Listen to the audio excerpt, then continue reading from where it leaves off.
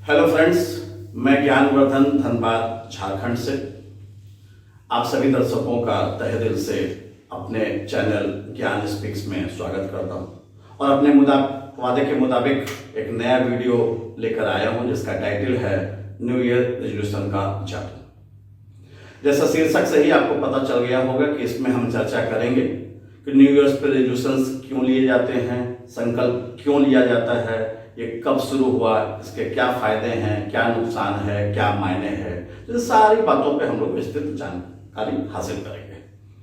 कुछ लोगों का तो ये भी मानना है कि नए साल पे ही संकल्प लेना या रेजोल्यूशन लेने की क्या आवश्यकता है, कभी भी ले सकते हैं। तो नहीं, हमारा मानना है कि हर चीज का एक तिथि, एक दिन, एक डेट तय होता है तो वो ज्यादा अच्छा होता है। जैसे अगर रोज दिवाली मनाए तो दिवाली का मजा नहीं होता, रोज दुर्गोत्सव नहीं मनाते।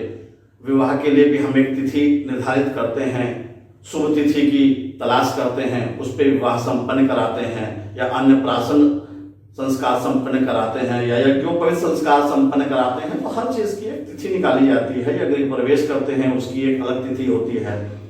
तो संकल्प लेने के लिए, नया रेजोल्यूशन लेने के लिए अगर 1 जनवरी डेट तय की गई है तो इसमें कोई हर्ज नहीं है, अच्छा है, इस पे ही हमको चलना चाहिए। तो इस पे हम लोग विस्तृत रूप में चर्चा करेंगे कि क्या करना चाहिए, क्या नहीं करना चाहिए। लेकिन इससे पहले कि हम अपना वीडियो शुरू करें, यदि आपने अभी तक इस चैनल को सब्सक्राइब नहीं किया है तो प्लीज नीचे सब्सक्राइब बटन को दबा दें, उसके बगल में बेल आइकन को क्लिक कर दें। धन्यवाद। तो चलिए हम अपना वीडियो शुरू करते हैं जिसका शीर्षक है न्यू ईयर रेजोल्यूशन का जादू। तो सबसे पहले हम इतिहास के पन्नों को खंगालते हैं कि ये न्यू ईयर का रेजोल्यूशन कब, कहां, कैसे, क्यों शुरू हुआ। तो बात 18वीं शताब्दी की है।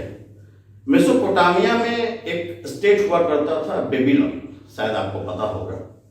नववर्ष की समारोह का आयोजन बेबीलोन शहर से ही 18वीं शताब्दी में शुरू हुआ। एक्चुअली उस समय फसल की बुआई फरवरी एंड और मार्च फर्स्ट वीक से शुरू होती थी। तो उस समय ही न्यू ईयर का मनाने का प्रचलन शुरू हुआ। बेबीलोन शहर आप सबको पता है।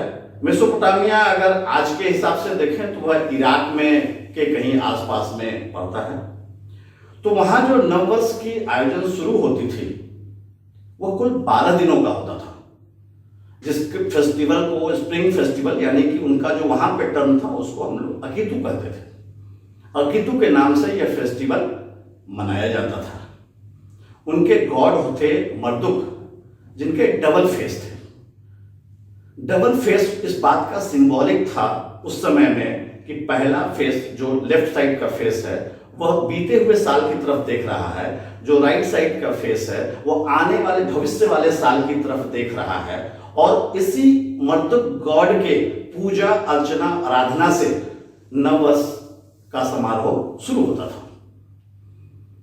यह समारोह कुल 12 दिन तक चलता था और उसी दिन लोग वहां पे एक संकल्प लेते थे, एक रेजोल्यूशंस लेते थे और यह रेजोल्यूशंस लेने की परंपरा शुरू हो गई।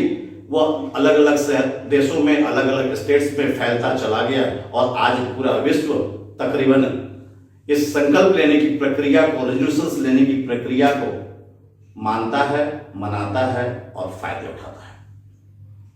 तो सवाल यह उठता है कि रेजोल्यूशंस लेने की परंपरा उस वक्त शुरू हुई तो आज क्या स्थिति है। तो एक सर्वे के मुताबिक तकरीबन 46% लोग रेजोल्यूशंस लेते हैं 1 जनवरी को, जिसमें 26% ऐसे लोग हैं जो 6 महीने के बाद अपने रेजोल्यूशंस को भूल जाते हैं। 8% ऐसे लोग हैं जो पूरे वर्ष तक इस संकल्प को, रेजोल्यूशंस को याद रखते हैं, उसको निभाते हैं, उसमें किए गए अपने आप से वादे को पूरा करते हैं और इसका फायदा उठाते हैं। तो अब सवाल यहां पे ये उठता है कि यह तो हमें मालूम चल गया कि मेसोपोटामिया के बेबीलोनियंस ने शुरू किया था यह परंपरा। अभी भी यह परंपरा चल रही है, कुछ लोग कर रहे हैं, कुछ लोग नहीं कर रहे हैं। तो आपको याद होगा मैंने पुराने वीडियो में कहा था हमारा माइंड बहुत पावरफुल है। माइंड को हमें चीजें बतानी होती है और हमको खुद को उस पर विश्वास करना होता है। जब हम माइंड को एक रेजोल्यूशंस बताते हैं, एक संकल्प बताते हैं कि इस नए वर्ष के लिए, इस पूरे वर्ष के लिए मैंने यह संकल्प लिया है, फॉर एग्जाम्पल मैं इस वर्ष सिगरेट नहीं पीऊंगा, मैं इस वर्ष शराब नहीं पीऊंगा, या इस वर्ष मैं जो हूं पढ़ाई बहुत मन से करूंगा, या इस वर्ष मैं अपने माता पिता की सेवा पूरे तन मन धन से करूंगा। तो ऐसे बहुत सारे संकल्प हैं जो लोग लेते हैं और इसको आगे साल भर तक निभाते हैं। तो हम भी इस संकल्प को ले सकते हैं, परंतु जो मैंने पहले भी कहा, माइंड को तो हमने बता दिया 1 जनवरी को कि मैंने यह संकल्प लिया, फिर मुझे विश्वास होना चाहिए कि हाँ ये मैं कर सकता हूं। अब चलिए विश्वास पे मैं आपको एक छोटी सी कहानी सुनाता हूं। अपने ही भारतवर्ष में किसी एक जगह पे 2-3 वर्षों से बारिश नहीं हो रही थी, काफी अकाल पड़ा हुआ था, मवेशियों को खाने के लिए चारा नहीं था, लोग भूख से मर रहे थे। तो एक दिन पंचायत बैठी वहां की और उस पर हल निकालने की कोशिश की गई कि आखिर इसका क्या हल है। बारिश तो हो नहीं रहा है, पानी के दूसरे सोर्स नहीं है, कोई स्रोत नहीं है, तो सारा मर जाएगा, नष्ट हो जाएगा, खत्म हो जाएगा, क्या किया जाए। तो उसी चौपाल में बैठा एक बुजुर्ग व्यक्ति ने सलाह दिया कि हमने सुना है कि हिमालय की तराई में एक साधु है, फला नाम है उसका, वो जब यज्ञ करते हैं तो बारिश होती है। तो सर्वसम्मति से ये बात पास कर दिया पंचायत ने कि भाई कुछ लोग जाओ, उन साधु महाराज को खोजो, विनती करो और उनको वापस यहां पे लेके आओ कि वो यज्ञ करें और बारिश हो। कुछ लोग इस काम में निकल गए। काफी दिनों के बाद वो साधु जी मिल गए और वो आने को भी तैयार हो गए और साधु महाराज उनके साथ चलते चलते गांव में आ गए। अब क्या था, अब तो सब लोग खुश थे कि अब तो यज्ञ होगा और बारिश होगी। यज्ञ का वो कुंड बनाया गया, लकड़ी सामग्री जमा की गई, सारे लोग वहां पे जुट गए और साधु महाराज को कहा गया कि महाराज अब आप यज्ञ शुरू करें, कुछ कुछ बादल आसमान में दिख रहा है तो ये बारिश हो जाएगी, आप यज्ञ को यथास्थिति स्टार्ट कर दें।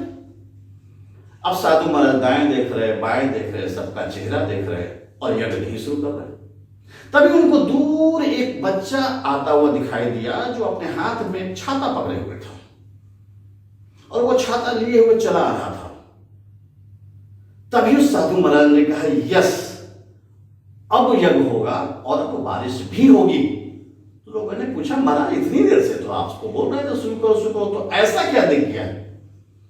बोला आप लोग बारिश कराने नहीं आए हैं, आपको विश्वास नहीं है किसी यज्ञ करने से बारिश होगी, आप ये देखने आए हो यहां पे कि क्या यज्ञ करने से बारिश होगी। अगर आपको विश्वास होता तो उस बच्चे के जैसा आप भी छाता लेकर के आते कि यज्ञ समाप्त होगा, बारिश झमाझम होगी तो हम घर कैसे जाएंगे, उसके लिए एक छाता चाहिए। लेकिन एक बच्चा है जिसको यह विश्वास है कि यज्ञ होगी तो बारिश होगी, अब तो बारिश होके रहेगी। महाराज जी ने यज्ञ किया, बारिश हुई, सारी समस्याओं का हल हुआ, उस गांव के सारे लोग सुखी से ढंग से रहने लगे। महाराज जी अपने वापस हिमालय की तराई में चले गए। अब सवाल है कि मैंने ये कहानी आपको क्यों सुनाई?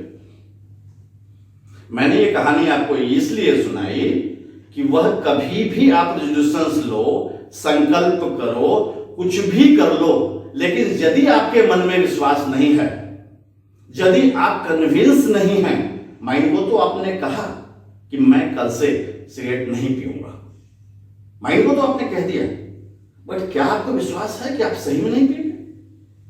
और जिस दिन आपको यह विश्वास हो गई, जिस दिन आपने इसको गांठ बांध लिया, तो आपको पता है ये चीज मैं बता चुका हूं कि माइंड इतनी पावरफुल है कि वह तो रेजोल्यूशंस को पूरा करेगा।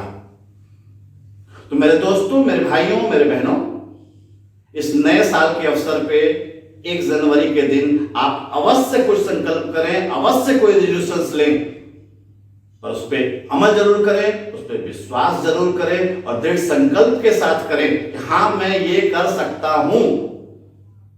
ये ज्ञान वर्धन का वादा है कि यदि आप दृढ़ता से संकल्प लेंगे, रेजोल्यूशंस लेंगे, तो वह पूरी होके रहेगी, तो आपको पूरा 1 वर्ष इसको निभाना होगा और वह पूरा का पूरा संपन्न होगा। तो इसी विश्वास के साथ चलिए आज हम भी एक संकल्प लेते हैं, हम भी एक रेजोल्यूशंस लेते हैं। इस पूरे वर्ष मैं आपको नए नए टॉपिक्स पे नए नए वीडियोस नई नई बातें आपको बताते रहूंगा। और अगर आपको लगता है कि कोई ऐसा टॉपिक है जिस पे आप मुझे सुनना चाहते हैं, आप मेरे विचार जानना चाहते हैं, आप मुझसे डिस्कशंस करना चाहते हैं, तो प्लीज नीचे कमेंट्स में उस टॉपिक का उल्लेख अवश्य करें जिसमें आप मेरे से कुछ सुनना चाहते हैं। Happy new year in advance. Thank you, धन्यवाद, नमस्कार।